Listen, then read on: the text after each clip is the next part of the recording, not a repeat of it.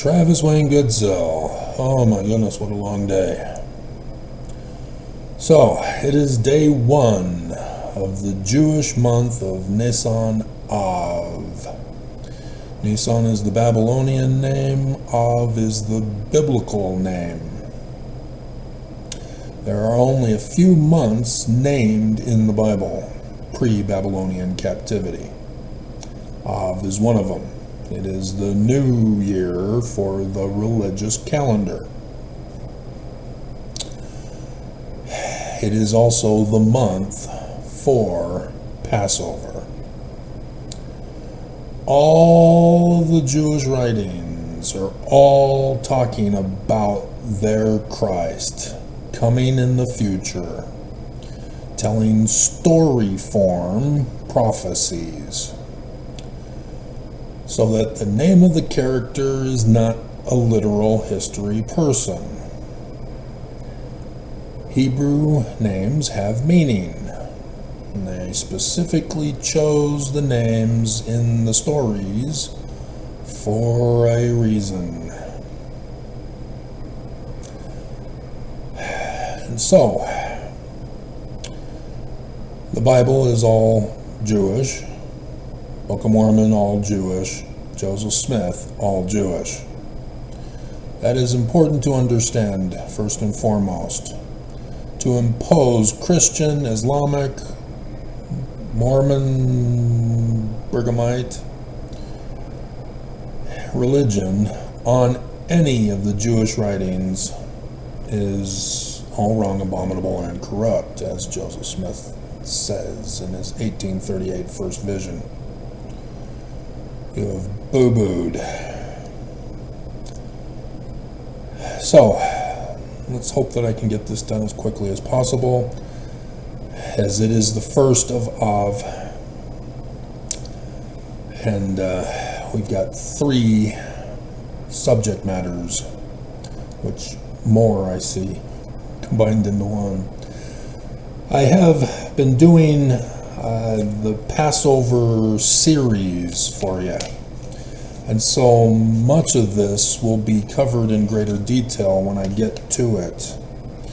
I just finished the enemy, because it's important to understand that each of these Bible stories prophesying about the latter-day Christ is him going up against the enemy.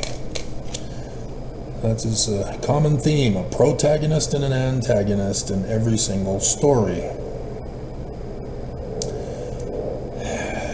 So, to start off with, this is the lunar religious new year. So technically it would be 5786. The civil calendar new year is not until September-ish, plus or minus, depending on the year. And so that needs to be understood. The Book of Mormon often uses the religious calendar years for their designation. And so that's why I use the religious calendar in the videos for these calendars. This is the new year.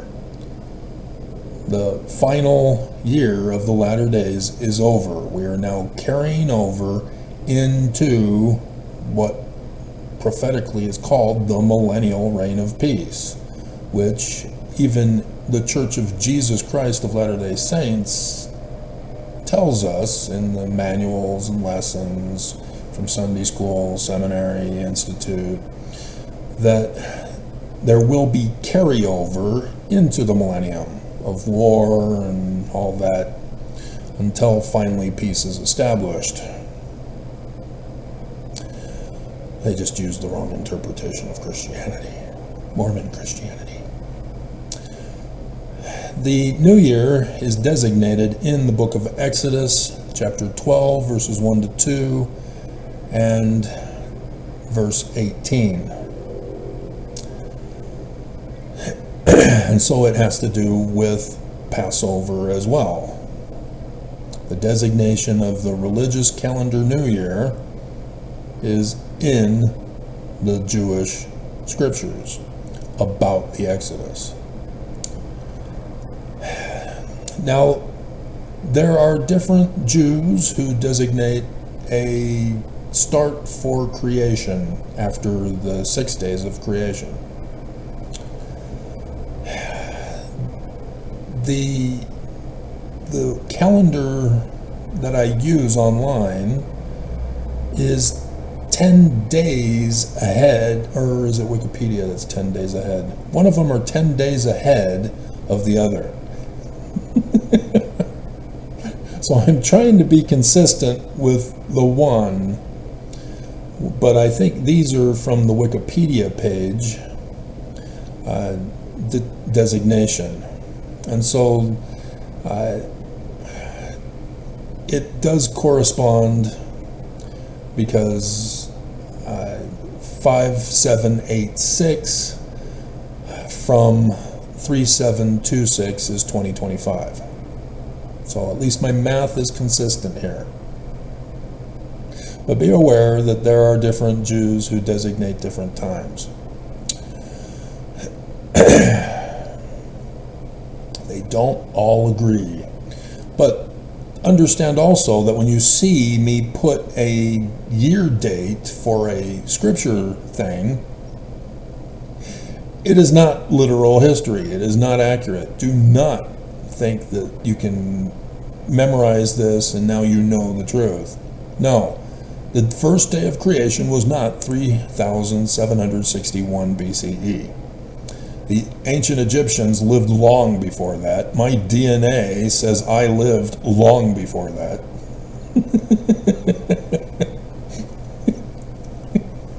So no, that is not correct. What they've done is believed in Roman Emperor Constantine, who turned the Jewish scriptures into literal histories, and thus the Christians assembled the Latin Vulgate and then the Septuagint into chronological order and then designated it as Old Testament and New Testament. That is not correct. All the Jewish scriptures must be considered separately and distinctly, and you look for patterns of the Jewish law of the Jewish Christ, a man like Moses, for the Exodus this month. That's what they're all prophesying about. And here we go. So the Jewish calendar uses the Babylonian calendar, but adjusts it for the prophecies of the coming out of the great and abominable church of the Jewish Christ, whom Joseph Smith in the Book of Mormon established that he's a Mormon. And so it's not for the Jews, even though the Jewish authors are the ones who are writing about him. He's a Mormon. That's got to be utterly humiliating for everyone. I have run the tests. It is Mormon. That's why when I do the Curse of Joseph Smith videos for you, the only group, government, religion, any other group, it's only those of Brigham Young's presidency. From Brigham to Monson. And so, as Nelson is now revealed as the latter-day enemy, the false prophet, false Christ, preaching a false Christ,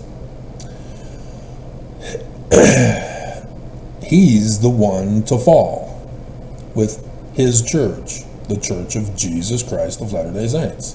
That is the prophecies. I'm not making up these things. You can read it for yourself. We all know about it. We all get taught about the fall of the great and abominable church when we go over Nephi's Tree of Life vision. We know it's there. Church prophets may not talk about it in conference, but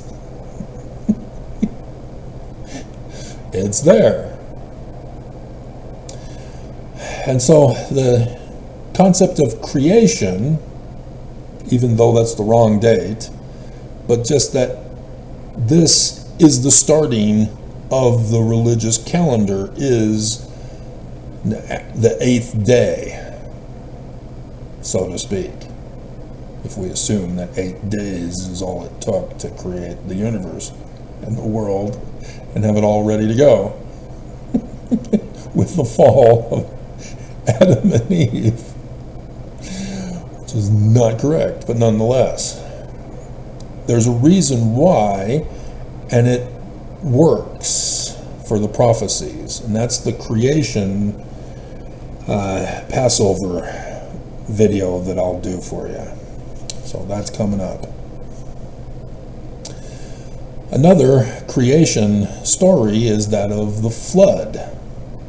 From Genesis chapter 8, verse 10 to 13, when the waters recede.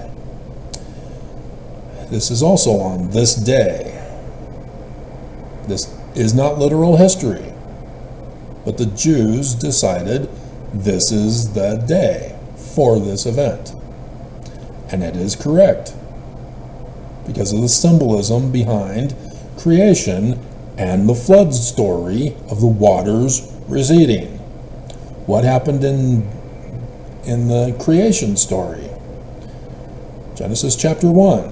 The waters divided, dry land appears. What happened with the flood? The flood waters separate, divide, recede, and the dry land rises up. They are the same.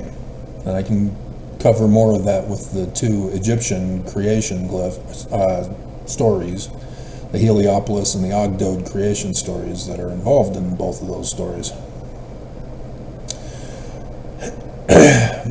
But the flood is also important, as this is going to be another Passover video for the series, in that Matthew, in chapter 24, in talking about the latter days, says that as in the days of Noah, so it will be in the latter days. Noah and the flood has a direct, symbolic, prophetic, day and hour significance for the latter days and the coming of the Jewish Christ and the battle of good versus evil and getting to the Millennium, the fall of the great and abominable church. And so, yes, this is prophetic.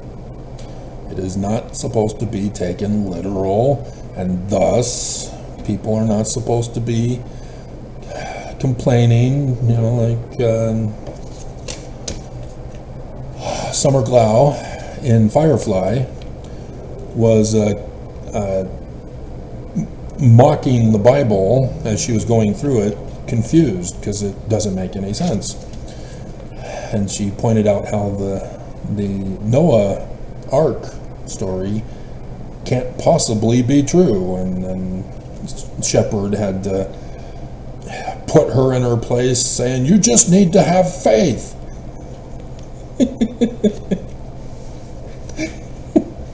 Faith without works.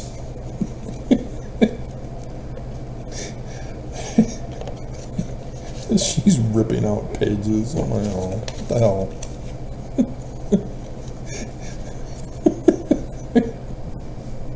I'm still, I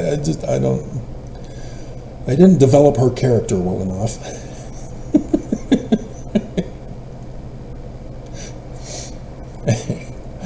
And then the final 2 is we have some deaths of the key people. Now, you need to understand that death of a tribal leader is followed with the transfer of authority to the successor. And so for the deaths of Abraham, Isaac, and Jacob, I mean, that's massive, because the author of Genesis is where we get those guys from. And the author of Genesis repeatedly has brothers, and there's a coup involved. And then the sons, and a coup, and the sons, and a coup, and the sons, and a coup, all throughout the book to Joseph,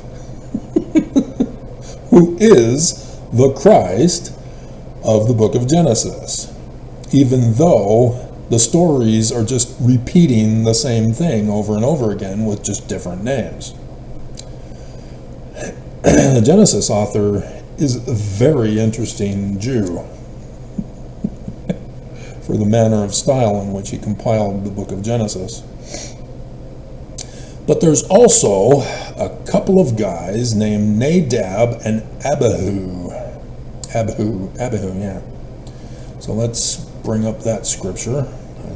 I did not do it in advance. And I should be color coding this as I go so I can...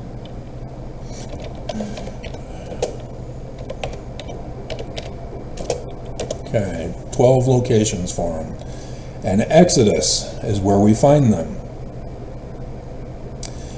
Let's see. And Aaron took him Elisheba, the god of Sheba,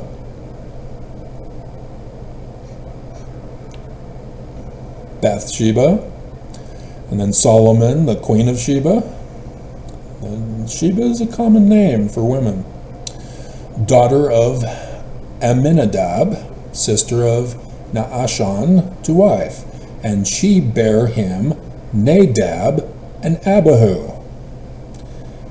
Now, if you remember the story of Aaron, Aaron is the brother of Moses, who assists in getting people out, going up into Pharaoh's court. But then, in another story, even though it's in a narrative form, Aaron is the enemy, who's the false prophet preaching a false idol statue of a cow, a gold cow, getting the people involved in orgies. The abomination of desolation, of altering the temple ritual and prostituting at the temple. The abomination of desolation, from what the Greeks did to the Jewish temple.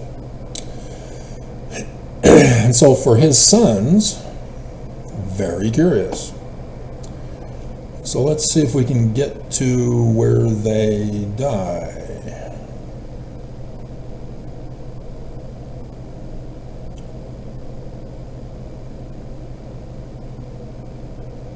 I see the temple adjustment for the garments are here. And take unto thee Aaron thy brother and his sons with him from among the children of Israel, that he may minister unto me in the priest's office, even Aaron, Nadab, and Abihu, Eleazar, and Ithamar, Aaron's sons. And thou shalt make holy garments for Aaron thy brother, and for glory and for beauty. And that's outer garments, but the church turns it into underwear.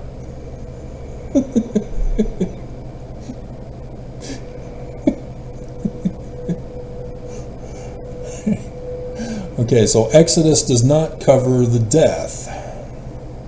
So we go to Leviticus. Let's see, they are doing work in the temple. They took the censer, put the fire therein, put incense thereon, and offered strange fire before the Lord, which he commanded them not. They become the enemy.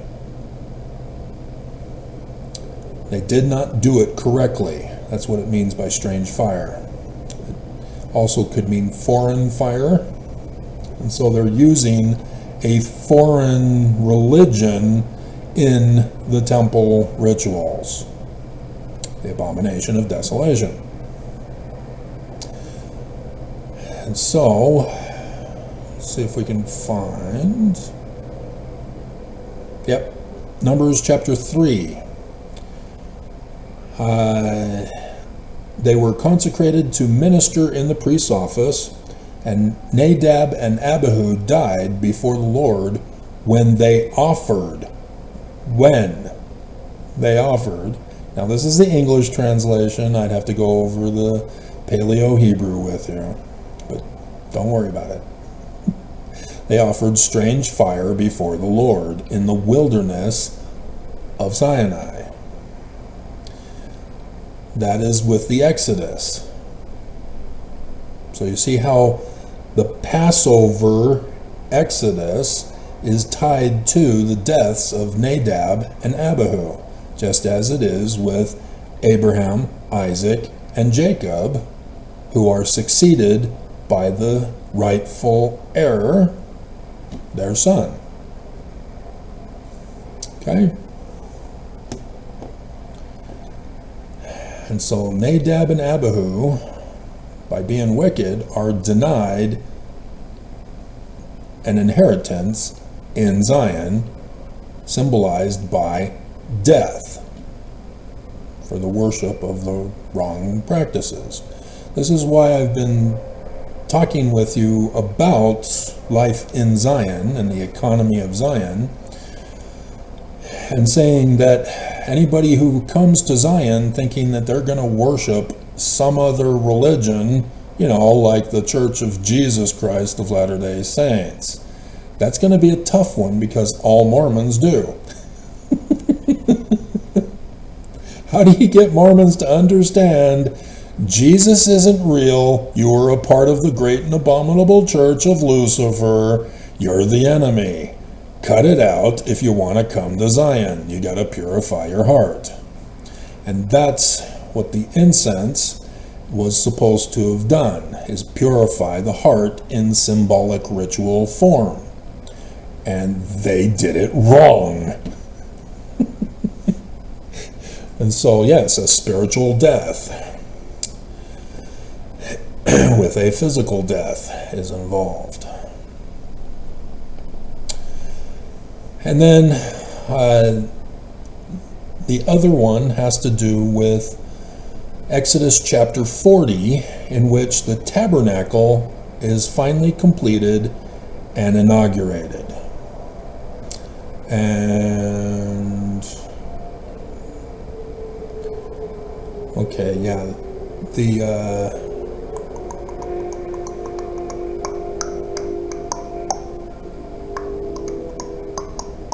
somewhere I saw the 7 days for training, but I think that was last month. We'll check the Exodus events, see if we've got it here.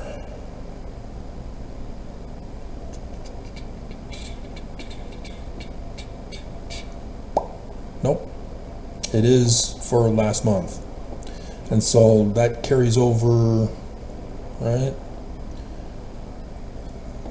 So yeah, it's 7 days of training. Yeah, that's right, it was, because I remember it would be perfect if we could have it follow the scripture calendars.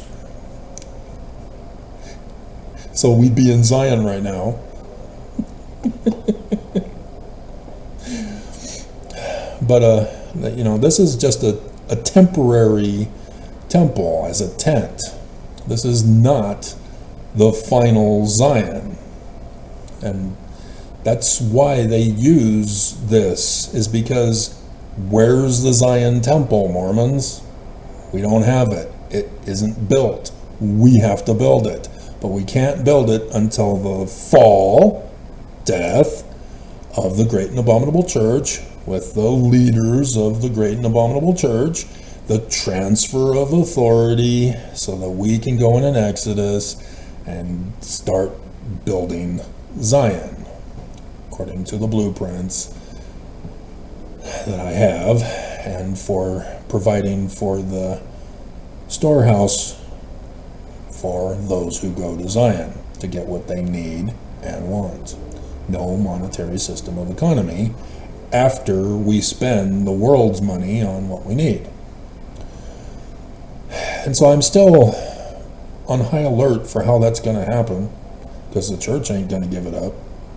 Trump ain't going to give it up.